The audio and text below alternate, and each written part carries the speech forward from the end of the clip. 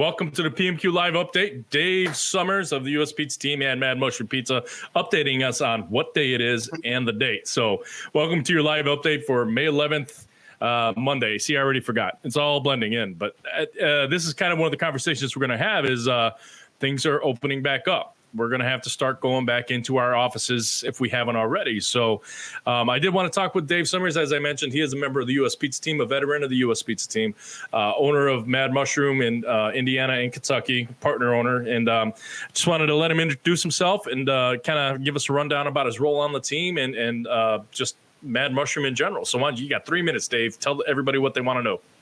Wow, 3 whole minutes. That's a lot of time to try to describe this. As Brian was nice enough to mention, yes, my name is Dave Sommers. I'm with Mad Mushroom. Our 5 locations are located throughout Indiana and Kentucky.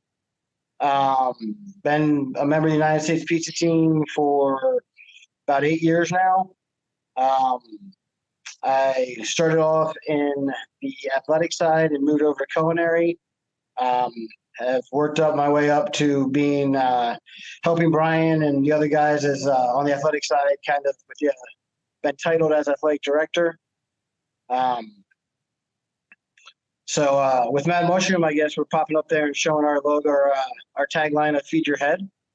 That is what we put on at every single advertisement we put out there, so that people get that into their head, and when they realize, it's coming from us that way, since all sorts of marketing can get mixed around. I remember on the team for about 8 years, just a little bit longer than me.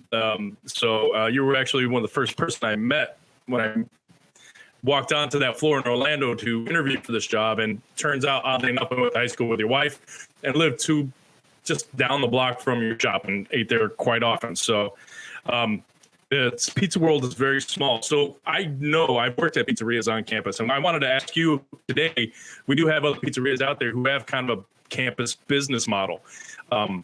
It's one of those things where it's very specific. You have a very finite amount of time to make your money for the season, and then people go away for spring break, for Christmas, and then for summer.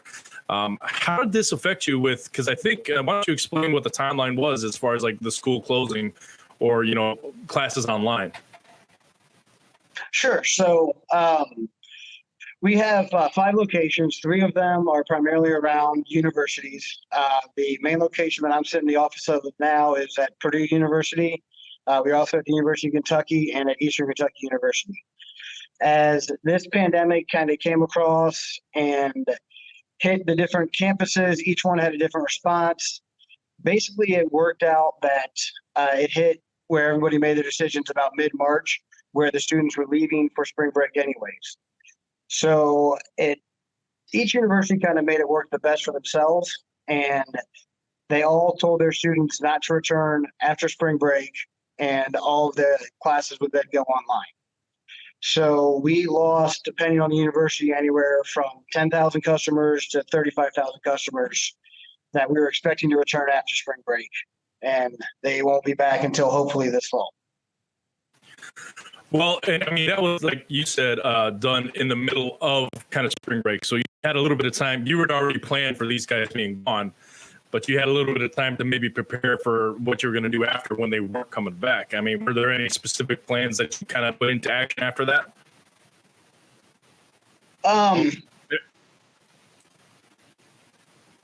There you go. we planned basically for we had to reduce our staff and everything else, kind of talking about it with among the partners that we were really just going to enter an early summer is what it seemed like. So we started going through and trying to figure out what staff we could keep and how well we could keep them occupied and doing things on what we knew would be a much limited amount of sales to begin with. And then that was well before any government entities came out with any of their assistance that packages that they would be getting to us in April or later, whenever they would.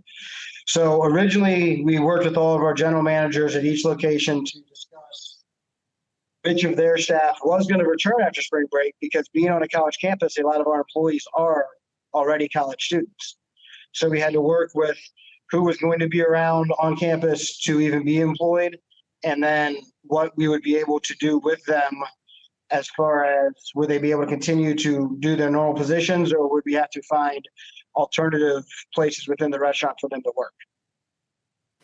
Okay, I mean that's a great pivot right there. And I did want to again encourage anybody watching. We got some viewers here. Ask your questions in the Facebook comments, and I'll put them up on screen, and Dave will answer them in real time. But I did want to just kind of move forward a little bit. I mean, it sounds like you were just trying to reallocate some staff to figure out where cut some fat if you could, but try to keep as much as possible.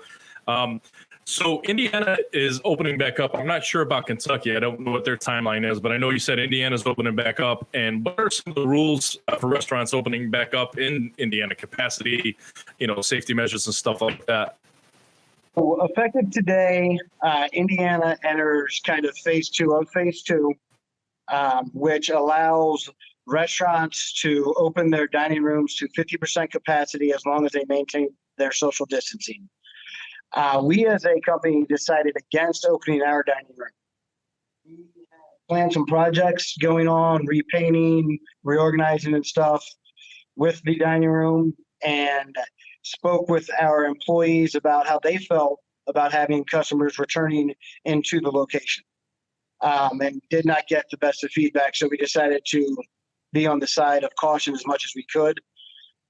We had moved to a cashless, no contact system before March ended. So we had gone to curbside pickup only, no contact delivery, and stopped taking any cash, or everything was coming over through credit cards. So we really didn't have to touch the customers anymore. Our employee feedback was that they were very comfortable with that, and our sales hadn't been hurt too much from going to that. So we decided in our Indiana location that was allowed to reopen the dining room to extend it until at least June 1st to see what would happen with the other dining rooms that were open and how things were going there. As far as what the implications were with that, at both states, both Kentucky and Indiana, are requiring face masks to be worn in the locations at all times. Kentucky's gone so far as to where you have to wear a face mask whenever you leave your house. So with Indiana also being anybody inside has to do face mask, we had buffs made for all of our employees and color coded them depending on the day of the week that they were to wear them. So we supplied them with 4 different buffs of different colors, and then put a schedule up of when they were to wear them to allow them time to clean them in between their shifts. We've also, since the very beginning, followed other similar models of being even more stringent with our sanitizing and cleaning schedules. So we kept logs on when the doors get wiped down, when the phones get wiped down, when all the common areas are cleaned. So those have also been increased slightly in Indiana. Our local health department is now requiring us to keep employee logs of when the employee shows up to work. We have to check them for fever, check them for any symptoms, fill out a sheet saying that they don't show any signs that their temperature is below 100 degrees and that they are cleared to work for the day. I love the idea of that color coding, because then there is no. It's like getting underwear that says Monday, Tuesday, Wednesday, Thursday, Friday almost. Well, that was some of the original plan, was to get them labeled by the day of the week. But when we looked at how many employees we had and the expense that it would cost, we decided to only go with 4 buffs instead of 7. This was kind of one of my next questions. I mean, what adjustments are you making, kind of beyond government mandates? Is this one of them? I mean, what are you doing that's above and beyond for your customer right now to give them that sense of safety? So as far as the government's concerned, we could have unlocked our doors, put our tables 6 feet apart, and allowed people in to eat without any facial coverings, for the customer to do anything. The government is mandating that the employees have to wear facial coverings, that all items are single-use items. no menus. Any menus that go out to customers have to be a paper or single use. Throw them away after they've been at the table. All of the, as far as I can tell, they're asking for all of the plates, dishes, silverware, that sort of thing to all be single use also. So it really, to us, wasn't going to be advantageous for the little bit of dining we were going to get, because as we mentioned earlier, at the location here on Purdue University's campus, we've lost so many of our customers for the summer anyways, and the university faculty still has not returned to work. So it wasn't prudent for us to go ahead and open our dining room and try to figure out how to seat everybody and do that with keeping everything safe when we were still in project stage of the other things we were trying to complete during our partial shutdown. Or the faculty still hasn't even come back, and there's not much left even in school, the regular school year anyway, right? So, I mean, well, for the university, this would actually today would have started what they consider Maymester. It's their first 4-week section of their summer school. So graduation weekend is typically Mother's Day weekend. So we would have had graduation weekend the past weekend, and then they would have gone into summer school starting now. All of that until at least August at the universities is now online learning. Okay. Well, I mean, this kind of, again, leads into the next question is about, are you concerned about getting your old customers back now that you guys have reopened? Did you see resurgence of like the loyal customers or people? Is the market, I mean, are they going back like it's normal? Are there changes in their buying habits? What are you seeing there?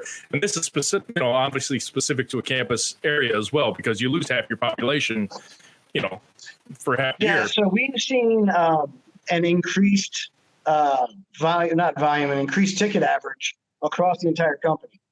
And I don't know if that means that we're just getting more meals for families and less individuals eating alone, because pizza is such a quick option and the smaller sandwiches. I think that goes to part of it where people would come and eat by themselves or with a buddy. And now it's more, okay, we're planning a meal for our entire family. So I think that's part of our ticket average going up. As far as how we're marketing to keep our loyal customers and stuff, we're continuing to email all of our customers on a weekly basis with every update that we do. We have run a program currently that's coming to end this week, where we're calling it Local Pizza for Local Heroes, where we are asking the customers if they would like to donate a small pizza to the nurses and grocery store workers and others that are on the front line, and then we will match that. And there's been a good response from our community there for that. So we've been very happy with that. Beyond that, we're staying on the social media consistently. It's given us actually an opportunity to expand our TikTok brand a little bit, because in our downtime, we have had our managers and team members do a little bit of pizza spinning with Rodo and get that out there and have some fun with that. Yeah, well, I mean, you got to, investigate all avenues of social media at this point, because everybody just being stuck at home, they're watching things that they hadn't watched before. Our good friend Jason Smotsky, he's in love with TikTok. Sends me about 20 a day. I downloaded it. I don't think it's anything I could do, but I mean, that's what I was going to ask is like, how are you trying to actually get new customers? Is it by expanding some of these avenues of social media that you hadn't really had time to play with before, or didn't really care or give time to? That is some of it. We have not slowed down in any of our other marketing. We are continuing to direct mail every week as we had in the past. And, again, with the social media, actually, we may be posting a little bit more frequently, just because, as you mentioned, everybody is kind of, spending much more time in front of screens anymore than they were previously. At least more recreational time is spent in front of the screen. So whatever we can do to make sure that we're still top of mind, we're trying to do that.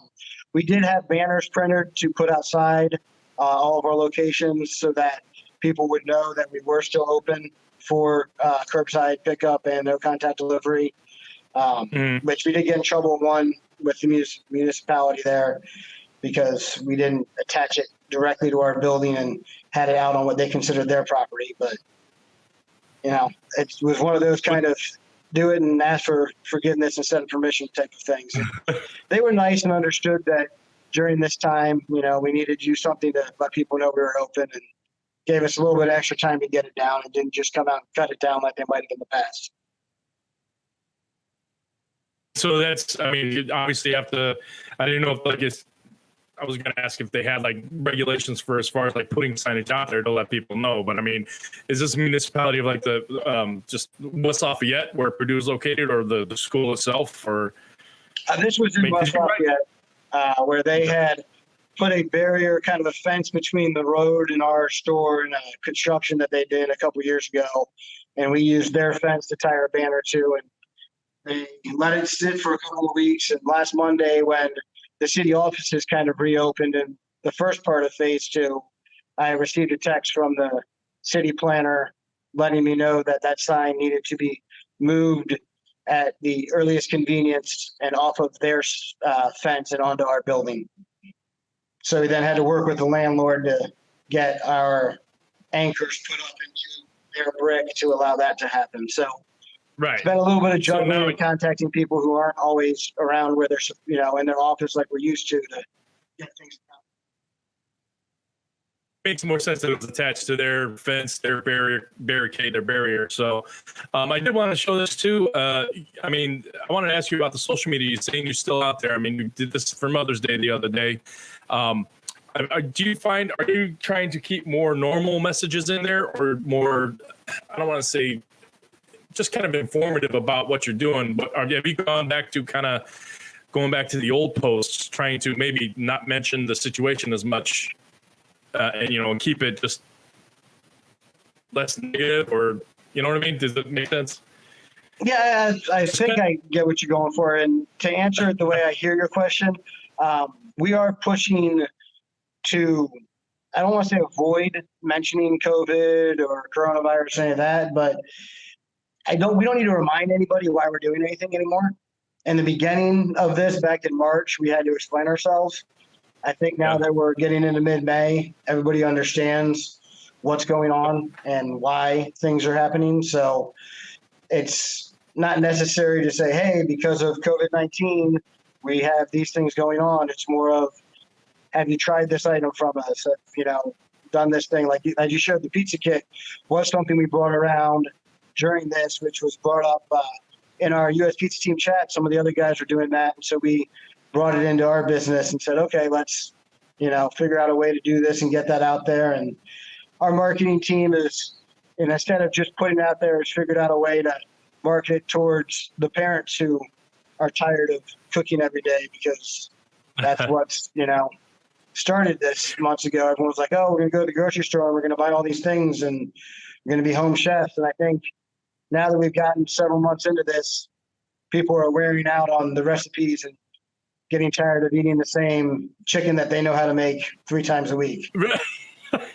Yeah, the shine is kind of worn off a little bit, but well, that's good. I like how you say, I always, even since the onset of just starting these, I really try to never call it by its name, gives it power. I always try to say the situation, and I will get that cease and desist from the Jersey Shore eventually. But I did want to ask you real quick, as far as getting new customers and enticing your old customers to return, you did offer a couple deals, you said, but are you a proponent of deep discounts, or, because then once you start, they're not paying full price, you can never ask them to pay full price again. And what's your kind of philosophy on that, as far as enticing new people to come in and getting the old people to return as well? We run specials that we run all the time. We have our daily specials Monday, Tuesday, Wednesday, and Thursday that we adjust annually or semi-annually or every couple of years.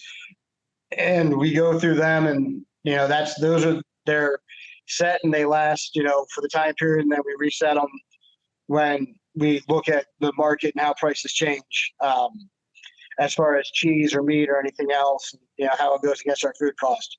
We run other specials, combo meals that we evaluate on the same time frame, typically annually, if not every 18 months on some of them.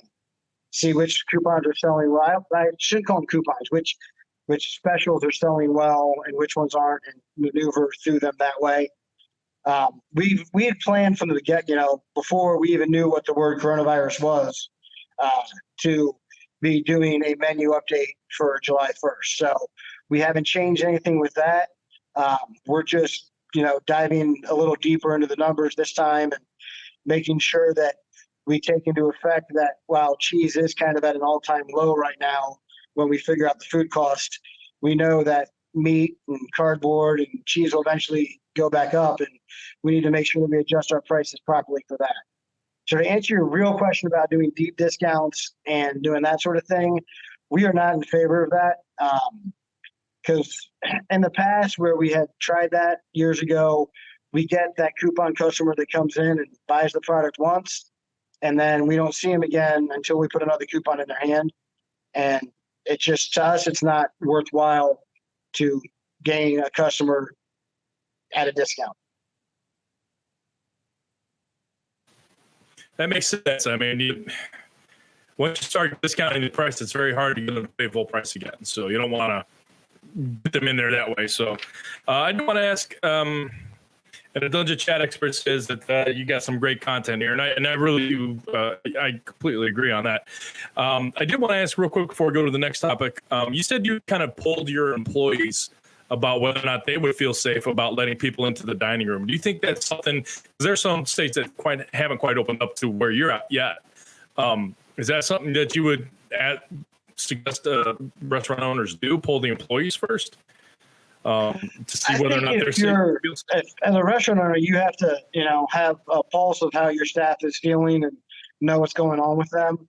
To be honest, when I originally, heard we were going to be able to open up this Monday, I tried to figure out how to streamline some of the projects I had going on, and was, thought that all of my employees would be excited to see the customers that they knew coming back through and that sort of stuff. And I came into the store and, started talking and just listening to when the employees, even when they didn't know I was listening, and kind of heard mumblings from people like, are we really going to open up on Monday? And, and could hear the fear in their voice and realize that they weren't ready to, and I wasn't, 100% saying that we had to. So it was an easy decision to side with them to make sure.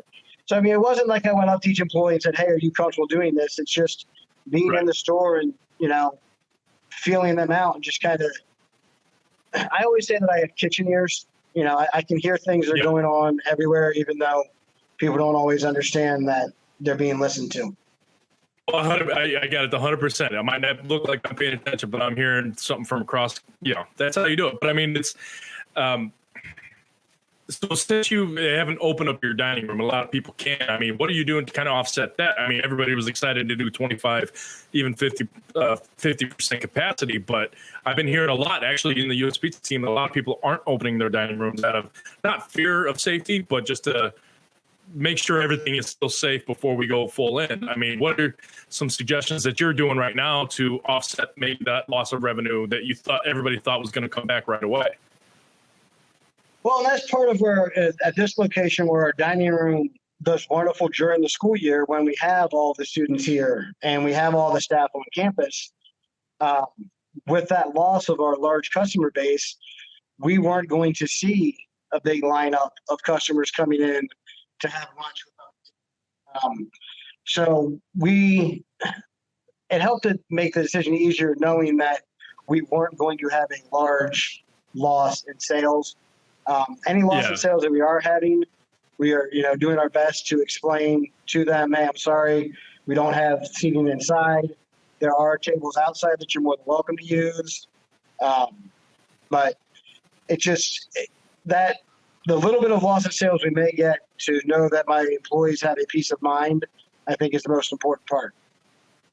Well, and just like you said, this was kind of a wash because, you're already going to be losing part of that dine-in anyway. I know you got another one there in Lafayette, and the others in Kentucky. I mean, has it affected them? Are you guys not opening your dining rooms across the board, or do the other ones have dining rooms?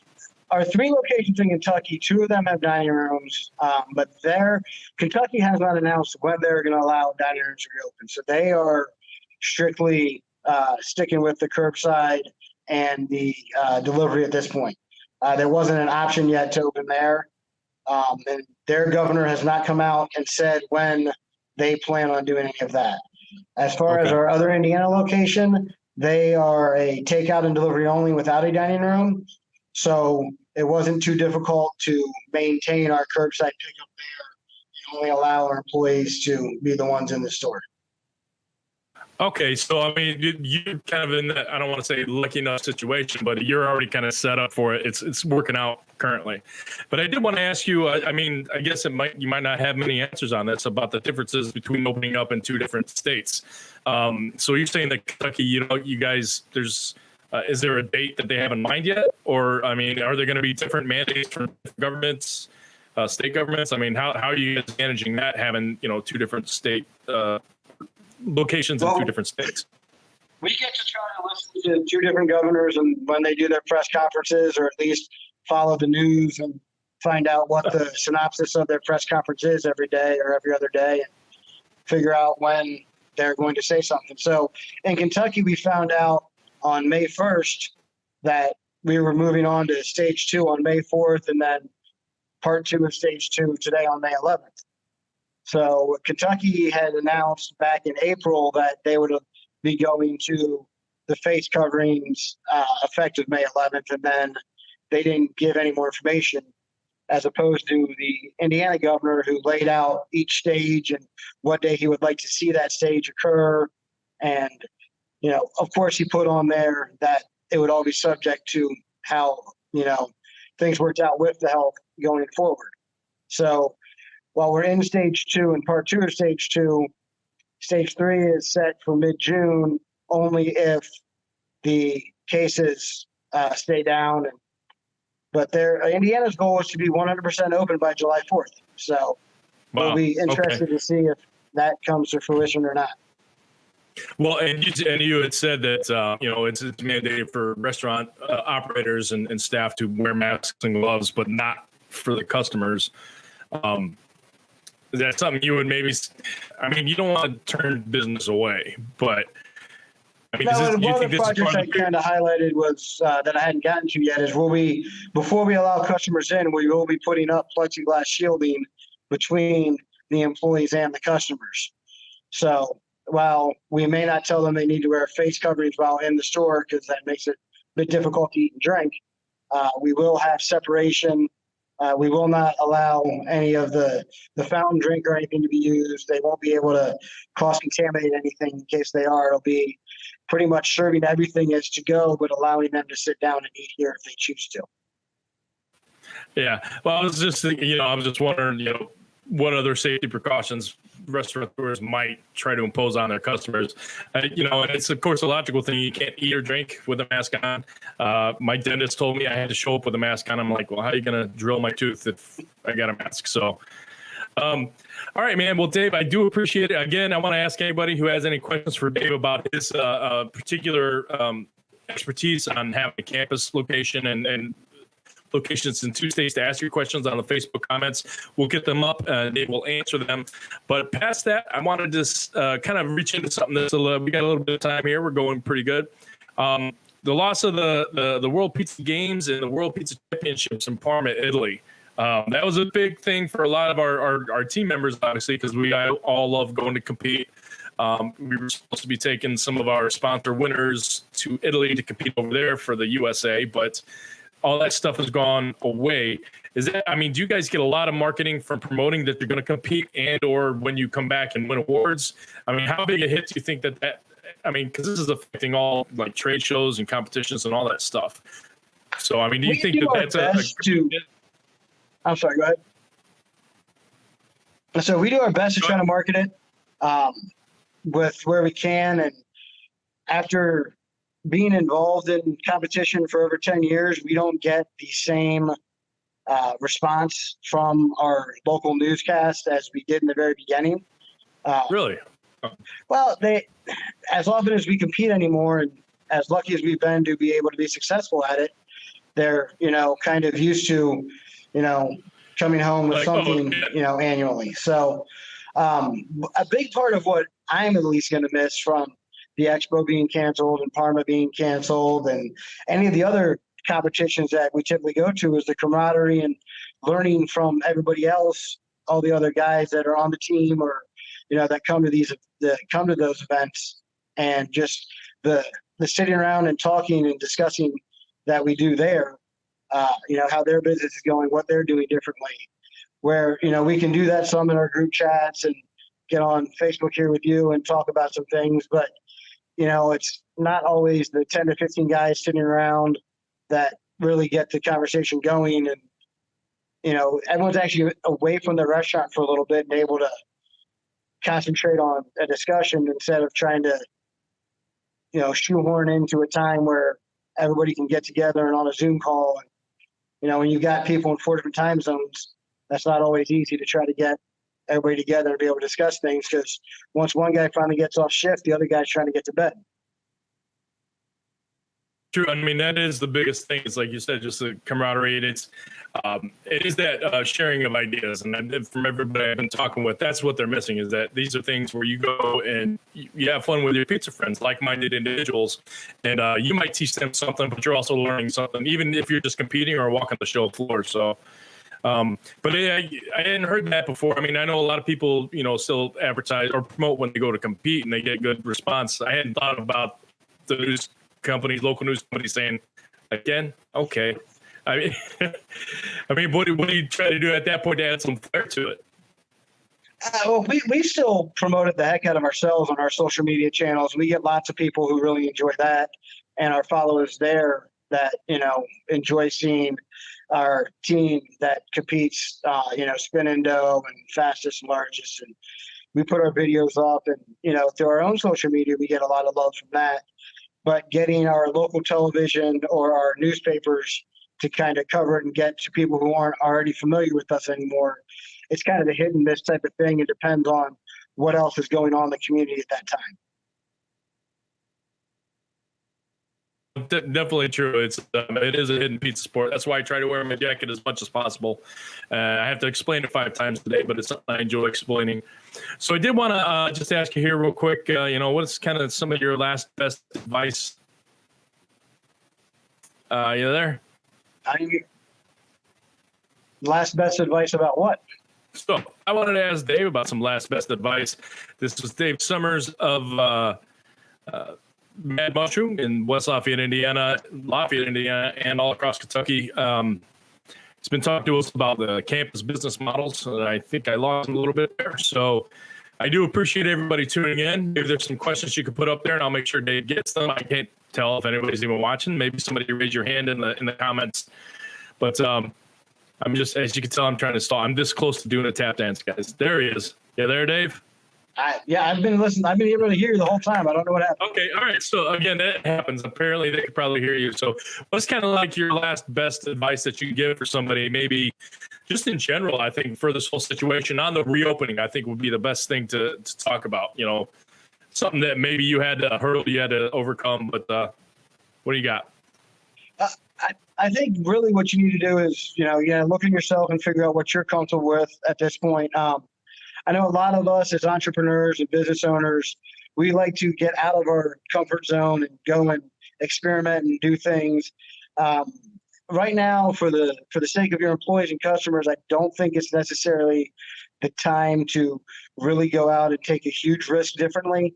You can do some things here and there on the side, but our customers, our employees are, they've grown to love us and to know what we're about, and they expect certain things from us. We need to maintain those items and make sure we're perfecting those.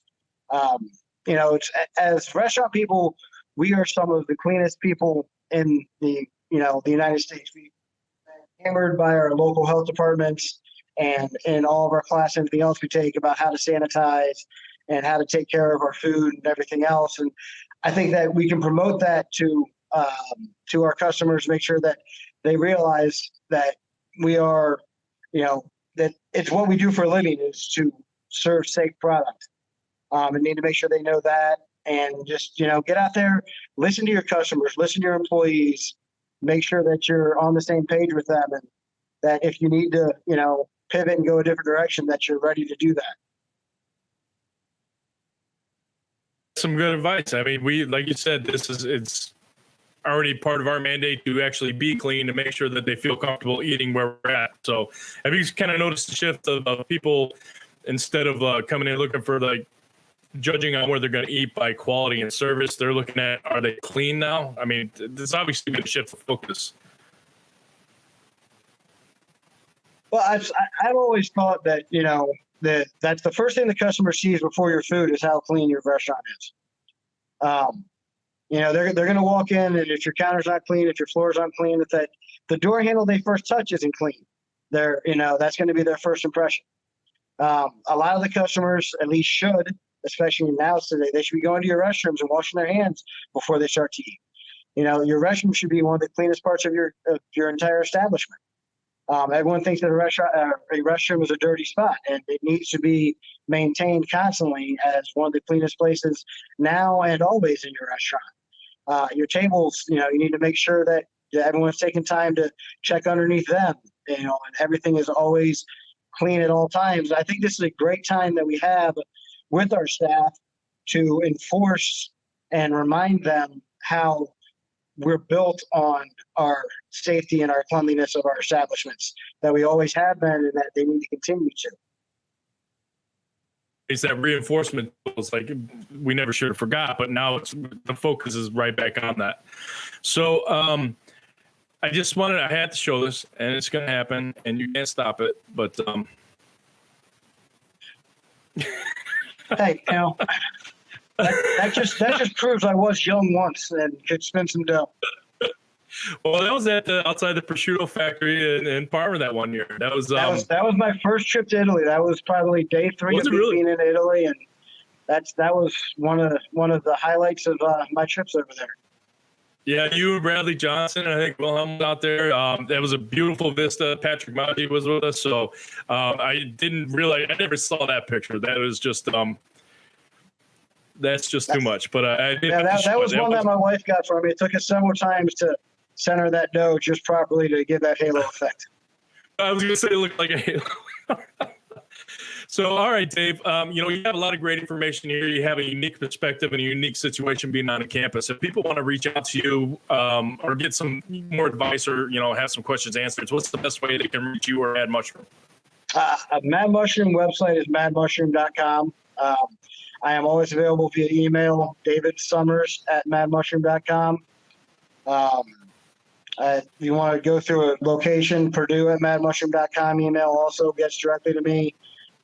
Any further question anybody has, they can hit me up through Facebook, Instagram, anywhere you can find me. I'm happy to communicate and share ideas and thoughts, and hopefully I can help you. And I'm sure that there's something out there that each one of you can teach me. That's the kind of the spirit of the U.S. Beats team right there, is that, you teach what you can and you learn as much as you can from your fellow members. So, and I definitely want to kind of swing back and talk to you again, maybe when Kentucky gets open, and, you can give a perspective on some of that, some of the difference in the regulations between the states, because that's going to be crazy. I know we don't have a lot of members on our team that have numerous state locations, but there are a lot of people out there who watch PMQ or are friends with me that might have that, and they might learn something they didn't know or be able to chime in and help us with some more information. So I want to thank everybody again for viewing. Dave, you had a pretty big draw here. I was seeing a lot of US Beats team members saying hello. So I just want to say thank you again for your time and for the information. There's one last message for the pizza world, just one last reaffirmation of confidence and hope. What would you say?